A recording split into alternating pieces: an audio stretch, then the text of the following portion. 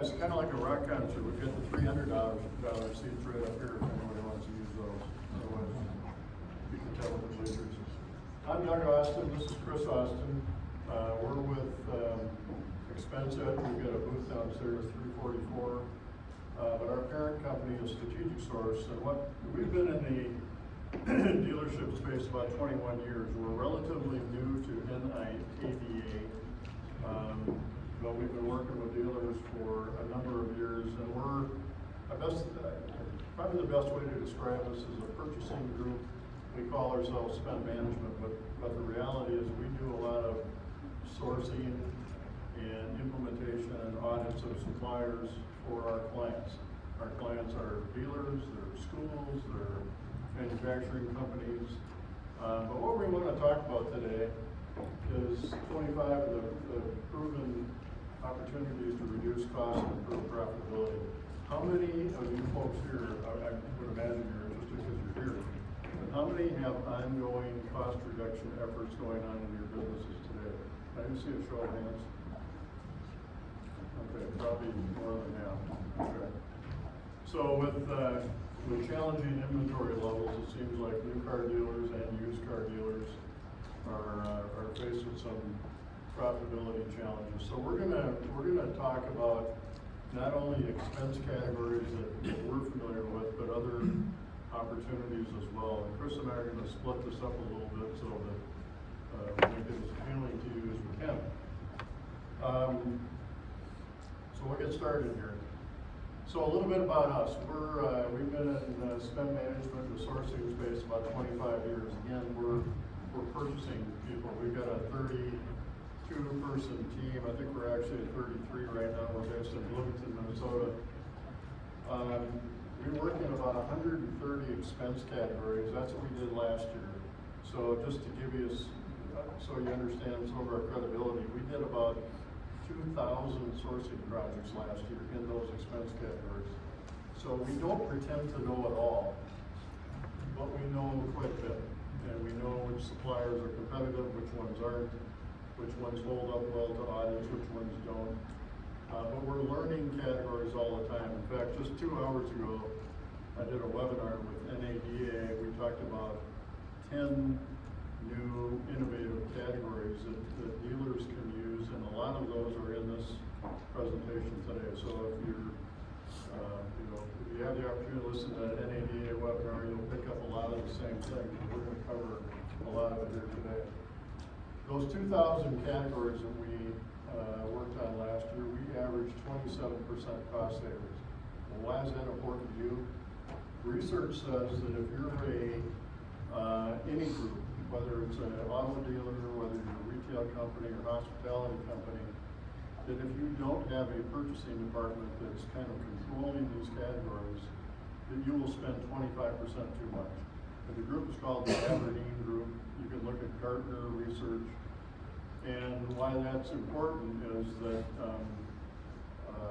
we're tracking at 27%. So we're tracking a lot of research. We know that opportunity is out there. We are supplier independent. What that means is we don't take any compensation from suppliers. So if we recommend XYZ company, we don't even take a cup of coffee from the vendor. And so we're agnostic. We'll tell you who we think is the best, but we don't have any skin in the game. And again, our experience is really new and used car, truck, education, manufacturing, professional services, and more. So that's kind of where we play.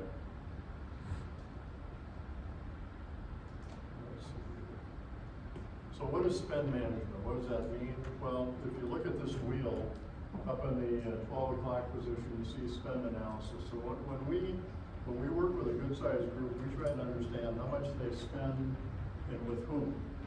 And typically, we'll see spend from $2 million to we had a couple that are $3 billion. But we want to understand who you're spending money with. Well, we then move into planning mode. We try to categorize those suppliers. We try to build a sourcing plan. And then down in the 3 o'clock spot, we start sourcing the categories. 6 o'clock, we start implementing depending on what the client wants to do. At 7 or 8 o'clock, we're managing that supply base. 9 o'clock, we're actually doing compliance audits, and back to 12 o'clock, the spend analysis. So that's what spend management means. And most companies are doing this on their own today. You may not be doing a spend analysis, but you're picking categories that you're working on. You may not be sourcing the way we source, but you're doing it. You may not implement, manage, and audit the same way, but you're checking your invoices. But we have kind of a robust process behind this. That's what we do in general.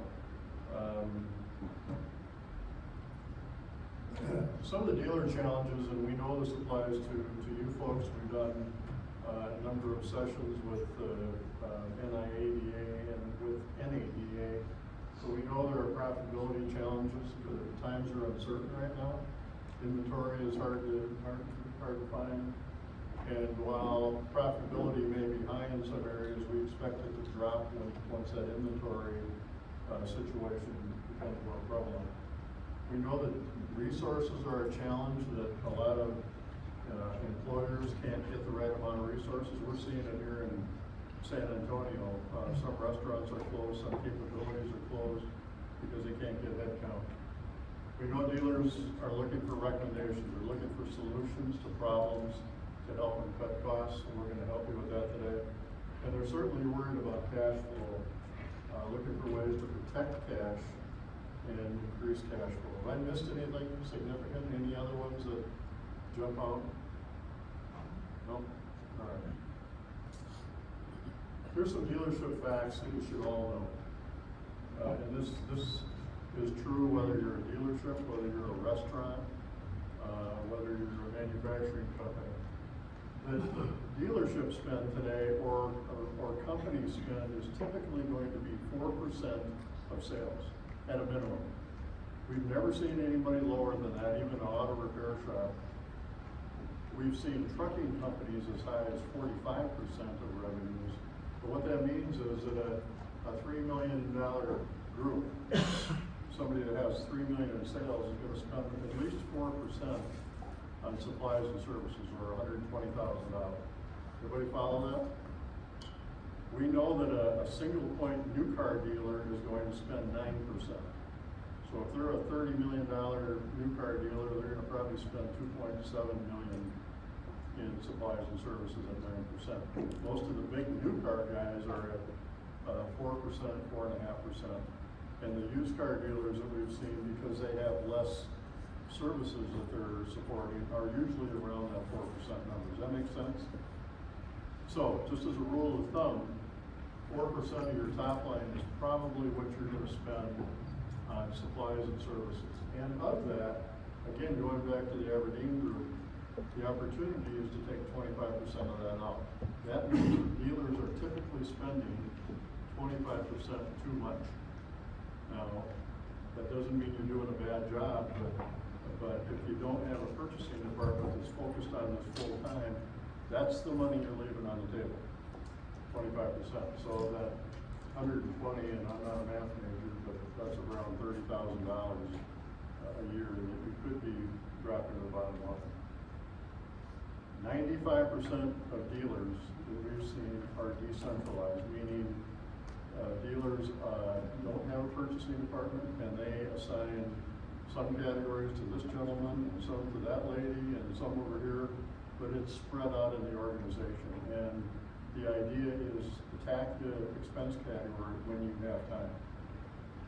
So, and I'll give you kind of the analogy that when you do a credit card contract with a vendor, you might do it once every 3 years, as opposed to a purchasing group like us or any other group.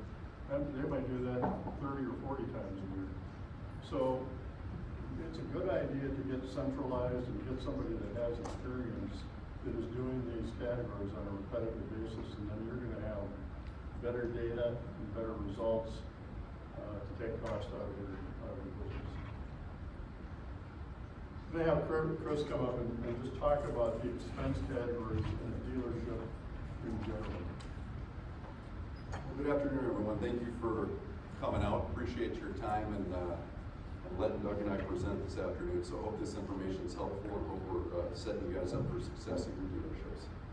So one of the things I wanted to discuss are what are indirect expenses? Well, you know, many dealerships classify expenses into generic codes, you know, general ledgers, you know, into supplies and maintenance and other. Well, we try to break that down into specific projects that we can really put in place for our clients. I'm going to go through some of those examples today.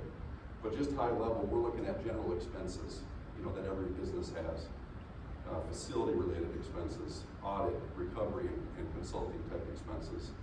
Then also automotive specific. So I'm going to go into some of the specifics that you guys can categorize and a plan of how to get there. So general expenses, solutions every organization will use. I'm going to give you a few examples here. We find that, you know, in general, you know, credit card processing fees, that's something we work quite often for our clients. A lot of businesses using credit cards, food and beverage services, office supplies. Office supplies is one where we have what we call our certified suppliers. Office Depot is one of our certified suppliers. We've renegotiated 450 items for them. Print, telecom, whether it be local and long distance or cell phones. So many categories there. Office equipment and printers. We get a lot of requests from our clients on that side. Small package transportation, so your FedEx and UPS type of spending. So by looking at these categories and looking at your supplier base, typically that's coming from your DMS system. You see some of those suppliers here at the show today. We try to drill these down into these specific categories. You see advertising, you see the business services, you see the office equipment and supplies and print. But putting those specific vendors into these buckets are really going to help prioritize and put a plan in place in terms of which areas of expense we should go after.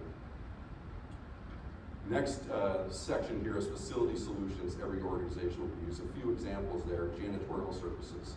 This may be one where there may not be a lot of cost savings, but if, you know, a group that's cleaning your facility, maybe it's not up to your standards, we typically do an RFQ and walk competing vendors through the facility at the same time.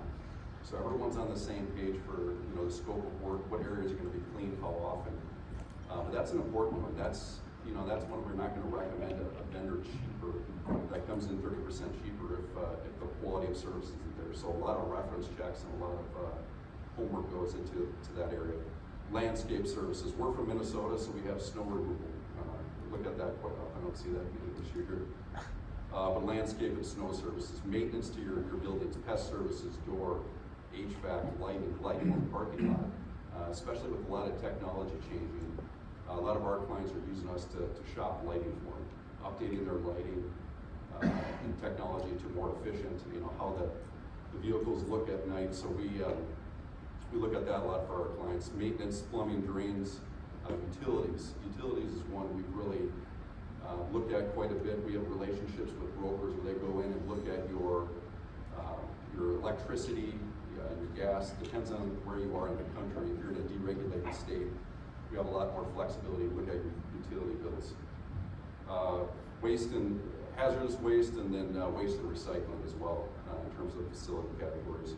But as you can see, I mean, there's a lot of different areas of expense, 176 in our experience.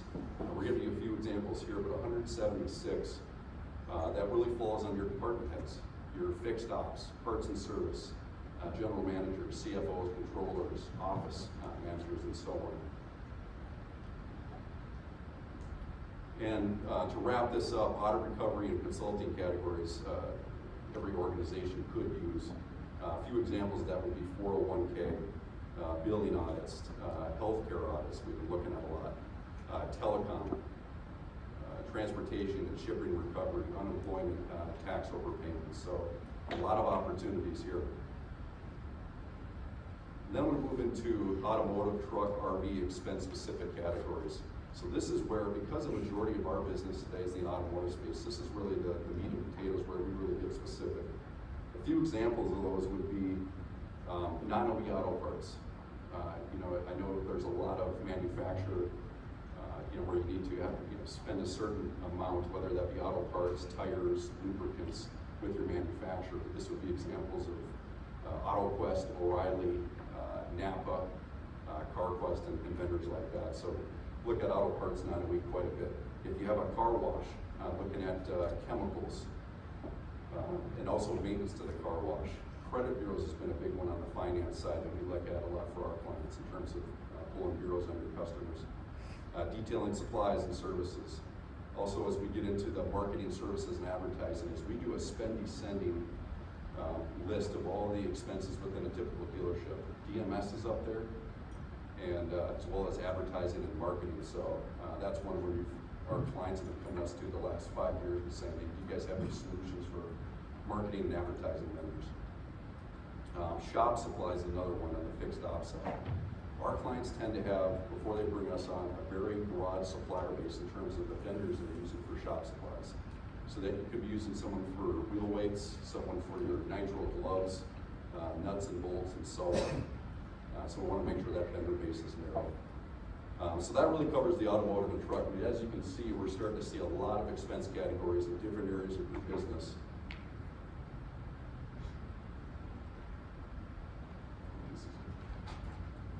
So I hope what that showed you, and we haven't even gotten into the top 25 yet, but I hope what that shows you is the scope is broad. There are a lot of what we like to call levers that you can pull in your dealership, in your operation, to impact expenses. We've identified about 176 expenses. There's top line revenue opportunities. We'll talk about a couple of those today, but there's also audit recovery, meaning, as Chris was talking about, some of those categories where you've already spent money, but you may have overspent. You may have paid too much to FedEx. You may have paid too much to your utility company. And those audit recovery companies will go in and examine your invoices and compare it to what it should have been, and then recover those dollars for you. So the scope is quite large. Now we're going to drill into 25 of these are not only expense categories, but strategies in general to kind of get into other areas. So let's look at the first one. We're going to talk a little bit about labor and salary. It's important, I think, to develop an org chart for an organization, and I know some of you are quite small, but some of you are growing. I've talked to a number of dealerships and groups already at this show that are 75 to 100. They have their own fixed ops, recon centers and whatnot. So where you start to get a little bit of girth under you, a little bit of size, it's important to get an org chart created and look at those positions and make sure that you eliminate overlap. I've got a 32-person company, and I can tell you that we have overlap already in a number of categories, and we created position descriptions. We make sure that we're clear about the purpose of that job, and then what all those tasks are. So review opportunities, combine responsibilities into fewer FTEs, redeploy some of your strong talent into key open positions. We're looking at that. We've got some people that have been star performers on the client service side. We're going to move them into sourcing and vice versa. Eliminate positions that don't support the core mission. So sometimes, and as an entrepreneur, as the founder of this business, you can easily get into scope creep and hire people that may not support your primary mission. And that's a good opportunity to take a look at that and get that cleaned up. Number 2, look at a headcount freeze on non-essential hires. We did that last year. We did some layoffs when COVID hit. We had a couple of retirements. By the end of the year, we were kind of back at, we opened the spigot and we were back at full headcount again. But that's certainly an easy one to do to cut some of the expenses. Number 3, look at outsourcing non-core functions. How many of you have your own payroll department? Can I see it? Okay, couple, 3, 4. Majority of you do not, so you're outsourcing that today. You can outsource payroll, you can outsource IT, you can outsource HR, legal. Most of us don't have our own lawyers on site. Probably a good thing. But we outsource that. You can outsource purchasing. You can outsource logistics and sometimes operations. So consider that as well. Number 4, look at bonus pay and incentive plans. Adjust compensation to key performance indicators. Having KPIs in your business is an important thing to do. I'm sure a lot of you have that today. And place controls over time usage, overtime limits and things like that. Lastly, in this group, centralize services and digitize where possible. A lot of dealers, both independent and OEMs, will have multiple locations of payables set up in all those locations. It's taking up space. It's a full-time equivalent. It's taking up file space. That those records can be digitized. So look at centralization whenever you can. AP is a prime example, and then when we get that centralized, or even if you don't, start moving to credit card payment to suppliers, because there's pretty significant dollars available to you there. Let's take a look at facilities. Again, centralized staff and office functions to reduce the real estate footprint. I walked into a dealership group in Jacksonville that had 8 locations. Previous to this time that I was there, they had a payables group in each of those stores. They had a cube, they had lateral file cabinets, they had people. They digitized their records. They got rid of the file cabinets. They got rid of all the cube space in those 8 locations and centralized down to one. One gal, one cube, one lateral file cabinet. All the records are online. No more storage of records. No more shredding of many records. So it was a very efficient way to do business and reduce the real estate footprint. Number 2, lease excess space to selected suppliers. I was talking to a group yesterday that had 10 stores in Pennsylvania. They did this exact same thing. They brought in their parts vendor. They had some spare space, and they had that parts vendor resident in their shop to expedite parts deliveries. That's been going on for years.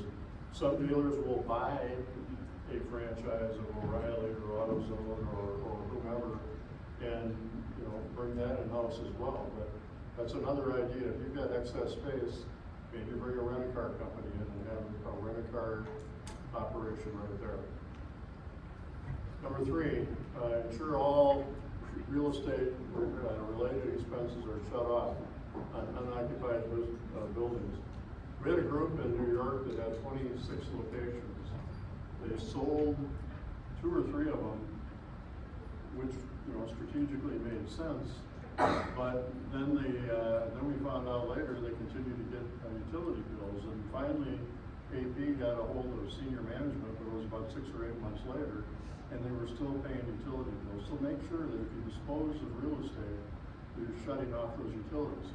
Conversely, we had a big client in California who had a lot of turnover in management. And they had a Pacific Telephone, I think, was one of their vendors, the primary telecom vendor. The GM left, he brought his buddy in, who was another telecom company, and they turned that service on, but they forgot to turn the other one on.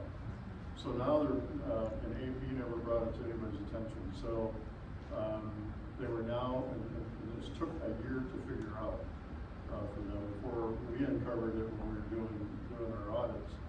But they were paying 2 companies essentially for the same phone line.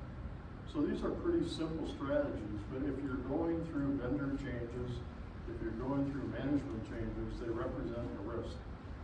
And you just need to kind of circle back and make sure all that stuff is shut off, because you may be overpaying and draining your cash. I know we've got some accountants in here who understand this far better than I do, but we've had a number of requests for number 4, cost segregation study,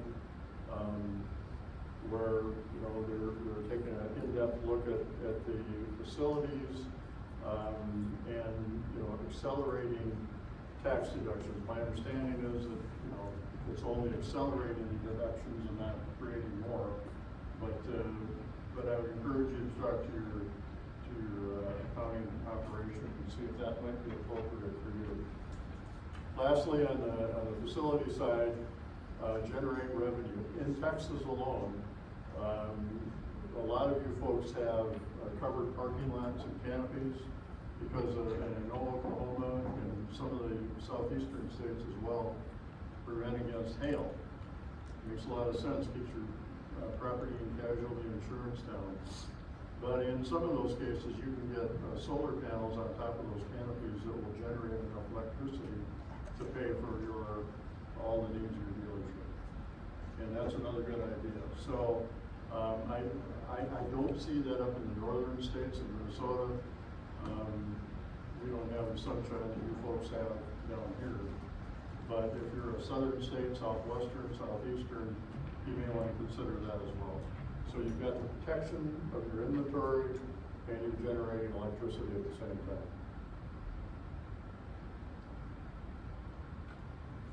Let's talk a little bit about marketing before I turn this back over to Chris. Marketing spend. We know based on the data that we collect that if your spend with suppliers is $1 million, let's just throw that out there, that typically 22% will be in marketing. 22%, that's the data. So of $1 million spend, you're probably going to spend $220,000 in marketing related expenses. Cars.com, Auto Trader, all the other stuff. And that marketing expense bucket probably consists of about 50 subcategories. Yes, 50. From CRM to reputation to classified listings, but there's about 50 subcategories. So my point here is, know where that spend is going. Do you have redundant capabilities that you're paying for? So in some of your DMS systems, they're going to have CRM capabilities and capabilities that you may have signed up for, and that's all well and good. I'm not criticizing that. But then make sure that you're not paying somebody else to do the same thing and not underutilizing one of them. That makes sense? So there can be a fair amount of redundancy and overlap. So if you understand where the spend is going and get with your staff and challenge that, do we really need to spend that? Do we really need that capability? That's a good thing to do. I've had more than one dealer, tens of dealers, say, we think we're spending 50% too much on marketing, we just don't know which 50% of this. And that just proves the point that tracking ROI on marketing expenses is tough. We'll talk about that a little bit later. But alter your spend, alter your radio, TV, digital, but make sure you're trying to eliminate that redundant and overlap spend. Number two, standardized competitive pricing. I can't tell you how many dealers I've seen that might have 5 or 6 stores that has one deal with Cars.com over here, a different deal over here, another deal over here, and the contracts are all have different start and end dates.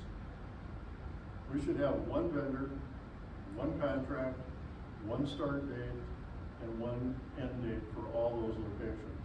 We call that coterminous. So you get everybody on the same thing. You apply the same logic to uniforms. You apply it to anything else that's under a contract.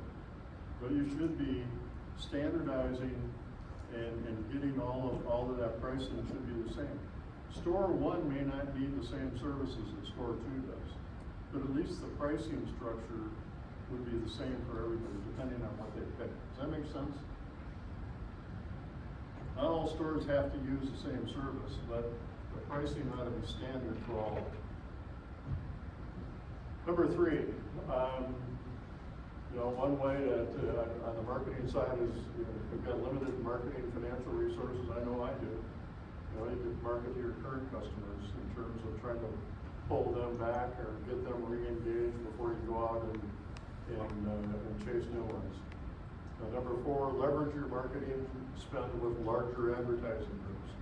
There are consolidators in the market, in the advertising space, that might allow you and 10 of your friends to consolidate and leverage your spend with them to get you better rates.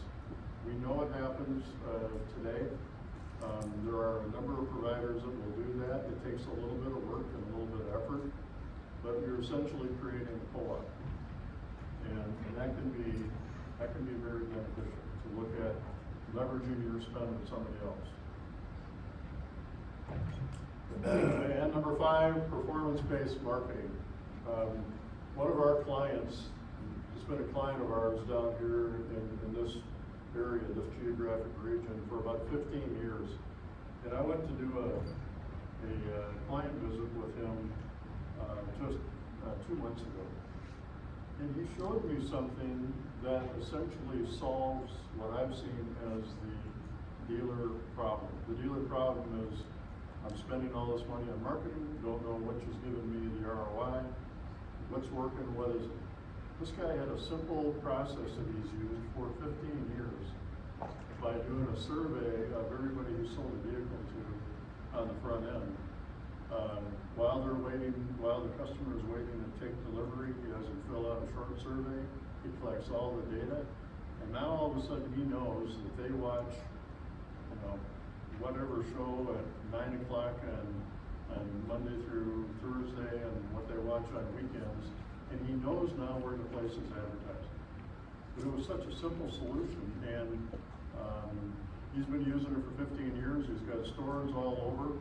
In fact, Louisiana-based, just expanded into Texas. So there are simple processes that don't require a lot of investment in software, that if you think this thing through and survey your customers at opportune times while they're still on your property, you might come away with some pretty compelling data that helps inform what your purchases should be going forward. That makes sense? Rather than rely on agencies to do surveys way after the fact. So those are some ideas that we try to consider. Chris is going to get into a few of the kind of typical supplier services right now. So, as we look at supplies and services, a few areas, Doug was mentioning contracts. One of the big areas we focus on and prioritize our expenses, the expenses we review in which month, is really collecting all those contracts. A few things. When do we sign with the supplier? More importantly, when does that expire? Is there an auto renewal in place? Is there a termination notice, 30, 60, 90 days? But once you get all that stored, preferably electronically, we see a number of our clients that have those contracts stored. They're really decentralized, right? In different departments. So we recommend getting all those stored in one spot, so you have clarity in terms of what those expiration dates are. And then you can really start prioritizing a lot of these projects we're talking about today. So, but number one, as we're looking through this, if any of your supplier contracts are more than halfway through the contract period, contact the supplier. In our experience, if you're halfway through, a lot of suppliers will be willing to renegotiate for an extended period. So let's say you have, a year and a half left on a 3-year agreement. You may extend that uniform contract, for example, for another year in exchange for pricing 20 to 30% savings. We look at benchmarks, compare that to what our clients are paying, and then really put that strategy in place. If you're looking to make a supplier change and you're halfway through a contract, unless there's a big service issue or something that needs to be corrected, there might be a big challenge there. But if you have no intentions of moving away from your supplier, that's a good strategy. Typically a year or less are halfway through the contract, so that's number one.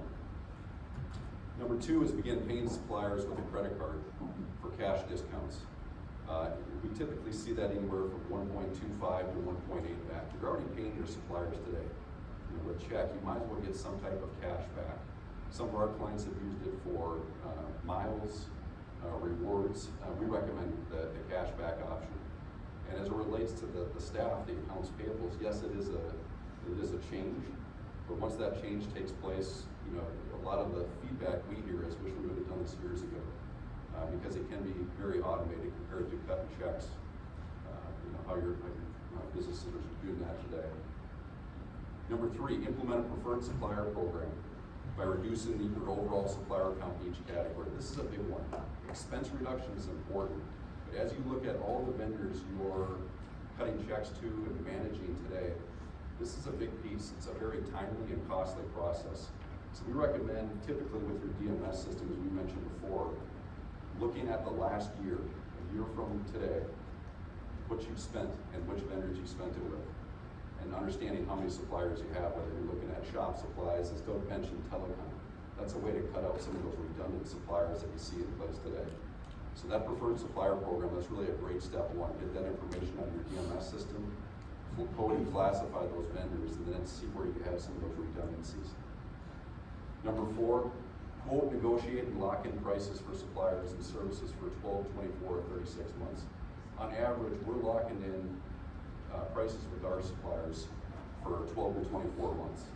The reason we're doing that is, as Doug mentioned before, we want to make sure that there's consistent prices across the board. If you have multiple locations, you should be paying the same price for those uniforms, going back to the uniform example, the same pant price, shirt, jacket, whatever it may be.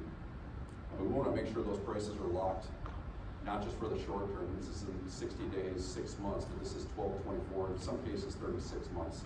That could be a price lock or an agreement that we're talking about today.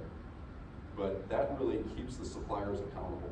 You know, you hear a price creep a lot in the industry, and suppliers increasing pricing without notice. Well, without locking in those prices, whether it's a contract or price lock, they have the freedom to begin charging whatever they want for those items or services. So have someone at your dealership audit those bills consistently and match it up to the contract. Number 5 that we're looking at here, to audit your supplier invoices. You know, it's great if you go out and quote, lock in prices for the long term, but how do you know those prices are being audited? Well, what we typically do is grab a contract, and I'll go back to the uniform example. Okay, this is a 3-year agreement. We've agreed to pant prices, shirt prices, jackets, mats, whatever it may be. And then actually pull the invoices or usage reports. Are those matching up? And if they're not, then you need to go back after the suppliers for credits. So we know we audit and audit often, specifically certain vendors. We actually created our audit department based on uniform vendors and overcharges that we see in the industry today. So if you have a copy of that contract or price lock, your invoices, usage report, and usage report, match those up. And if not, you got to work with the supplier to get those fixed. Before I go on to the next slide, if you take away nothing from this session today, if you learn nothing else, pay attention to number 4. Change your strategy about how you price with suppliers. I can't tell you how many times I've seen a fixed ops manager or parts manager say, I got this killer deal on brake cleaning, $1.80 a can or whatever the price may be, and you ought to be congratulated on that. But if you don't lock that price in and protect it for 12 months or 24 months, you know as well as I do, that sucker is going to creep up to $2.15 in 2 months and $3 in 3 months. You don't have to be under a contract to lock the price. You just need an agreement with the supplier that they're going to protect it for that period of time. So if you do nothing else, change your philosophy in the dealership with any supplier. It doesn't have to be a contract, but lock the pricing for a period of time and protect yourself. So the last 5 we're going to talk about here, and almost all of these I dealt with on the webinar I did this morning. Cash discount strategy. 2 years ago, we couldn't get a dealer that was interested in really talking about this, but as you know, a lot of companies today are pushing their credit card charge back to the consumer or the customer. The government's even doing it. I got a ticket when I was doing client visits in Louisiana, and I had to pay the credit card charge in addition to the ticket. They pushed that back to me. The state isn't doing it. Dealerships are doing that today. We just implemented I think a 6-store group in New York. It's probably going to, and this is a new car group, it's probably going to save $400,000 to $500,000 a year by pushing that back. The idea is you're going to pay this rate if you pay cash, and you're going to pay slightly higher if you pay with credit card. There are some states that prohibit that. There are a number of states that are changing that legislation right now. One of the the vendors that I just had do a webinar to our clients will be at my booth today, and we're doing another webinar with on that same topic in about 3 or 4 weeks. But suffice it to say that dealers are warming up to the idea, and they're saving thousands of dollars by pushing that credit card fee back to the clients. 7, in this area, low-cost DMS. There are a number of low-cost DMS providers out there. They're not all equal. I've seen costs be reduced 70% in some cases, 30, 50, 70%, which is pretty compelling. I noticed on the floor, and I plan to visit a few. There's some other DMS providers here that I've not heard of, and we are going to do some research on them and vet them and understand them. But look at those folks. The legacy guys have a great product, great support, great reporting, but you're paying a pretty hefty fee, and there are some far less expensive alternatives. The caveat that I would give you is get a RFP, get a proposal from them, ask for references, and then check those references, check those testimonials. Because a lot of them may provide a low-cost solution, but there may be challenges on the implementation. There may be challenges on the reports that are available. A lot of that can be overcome. You might save $8,000 on your DMS and have to pay somebody else $1,000 to generate the reports for you. That sounds like a pretty good deal to me. But check your references. But those low-cost DMS solutions are pretty compelling right now. R&D tax credits. I just initiated this within our own organization about a month ago, and we haven't gone through it yet, but I've learned a little bit about it. If you're under a certain revenue threshold, any enhancements you make to a product, if you enhance the components of the vehicle, and sometimes even bringing consultants into your operation to enhance processes or your business may be eligible for R&D tax credits. It doesn't apply, from what I've seen, to a lot of large organizations with revenues beyond a point. But I would think for NIADA dealers, you may want to talk to your accountants about the R&D tax credits. There are companies that will complete all the paperwork for you on a contingency basis, so that you don't have to go through the mind-numbing detail of filling out all that stuff. You'll have to provide the documents to somebody, but and if they're able to get you a credit, you can pay a percentage of revenue received back. Number 9, contingent cost reduction services. There are companies today that have been around since I was a young purchasing manager in the airline business, but they'll audit freight bills, they'll audit utility bills, uniform contracts, waste contracts, purchasing services. When I first started, when I left private industry and started my business, I did a lot of contingent work. I stopped it in 2000. We have since turned it back on. But there are a lot of companies that are specialists in those areas. It doesn't cost you anything. It's no risk. They'll take a look, they'll audit your bills. If they find that you're overpaying, they'll usually share in the savings. Typically, the fees can be 30, 40% of savings, 50% of savings, but it's a no-risk proposition to do. I would sure encourage you to think about it on the utility side, the telecom side as well, because those are probably two pretty big expenses to have. Finally, again, that reduced marketing expense. I talked a little bit about this earlier in the ROI validation. We're going to learn more about it. We're talking with our client to get up to speed on that. I plan to introduce it to our entire client base at some point soon, once everybody's done with all the vacations that everybody's going through right now. But I think that a simple process within a business to help determine where that traffic was generated from just makes a lot of sense and helps you kind of dial back your marketing expenses. So make sure that I do. So, summary comments.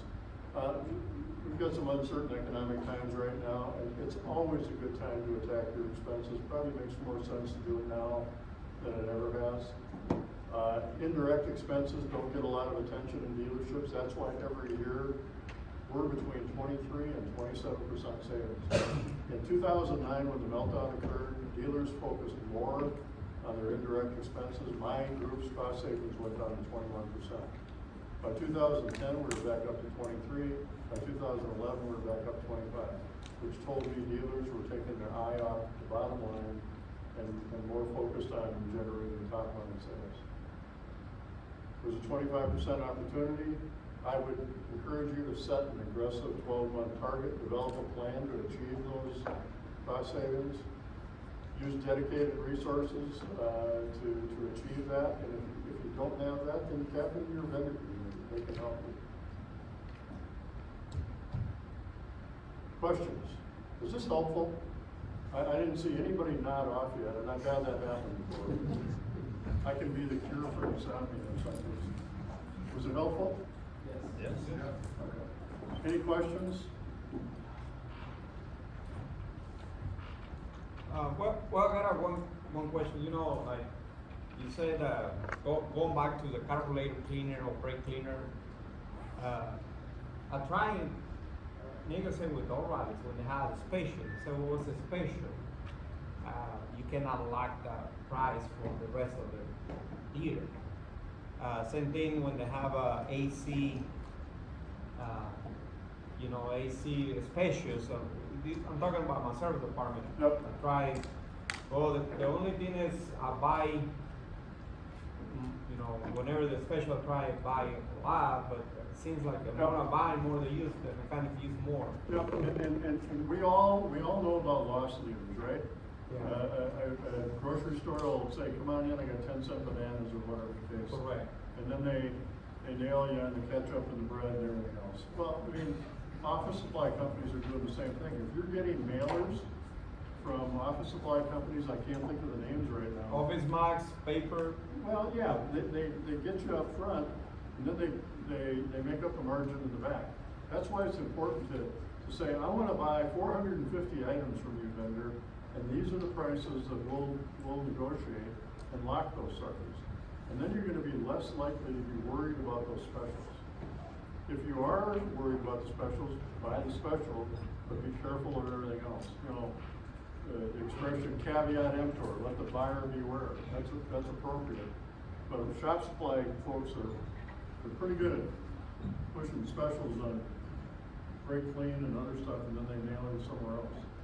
Did that answer your question? Yes. Thank you. Okay. Any other question? Good question. Yes, sir. Do you guys have a company that can help with reducing the cost? Do you guys have a company that? That's what we do. Yeah, we've got 3 versions. In fact, Chris will tell you about it right now. Yeah, all of What a guys. great segue. Huh? Yeah. He's actually part of this. Guys, thank you. Appreciate everyone coming. I just want to wrap this up here. But our solutions. So we have 3 options today. Expense Edge. We're down, as Doug mentioned, downstairs, booth 344. He's going to write it on my hand with these paper and stuff. So Expense Edge. That's basically, I'll walk you through the different options. Strategic Source Learning, and then our Strategic Source Profit Improvement Program. Biggest difference, Strategic Source is really a full service spend management support. So we do everything from quoting, renegotiating, contract management, implementations, and as I mentioned, audits. So that's really where we do it for you. Second piece here, Expense Edge, really you do it yourself using our benchmarks. We have pre-negotiated prices with a number of certified suppliers ranging over all those expense categories we covered today.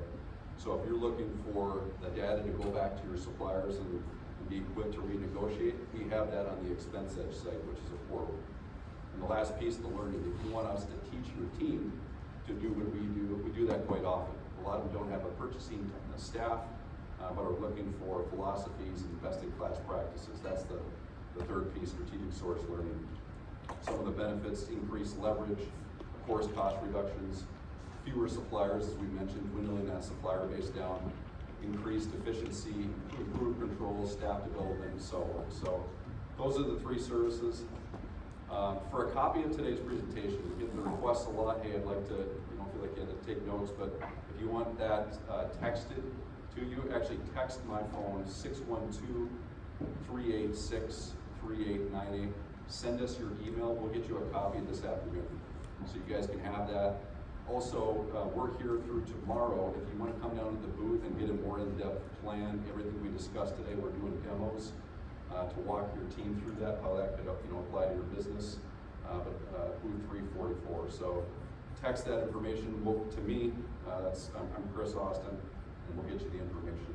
And if you have questions on some of these ideas that we have here today, you can text us, email us, or just stop by the booth and we'll tell you what we know. Sure. A lot of templates we have too. We can walk you through how to use it and what's a good starting point to start prioritizing on your expenses and strategies we discussed today. So thank you guys. Appreciate you attending, taking time out. We know there's a lot of options and different breakouts you can go to. We really appreciate you guys coming by our room today and hope you learned a lot. So thank you very much.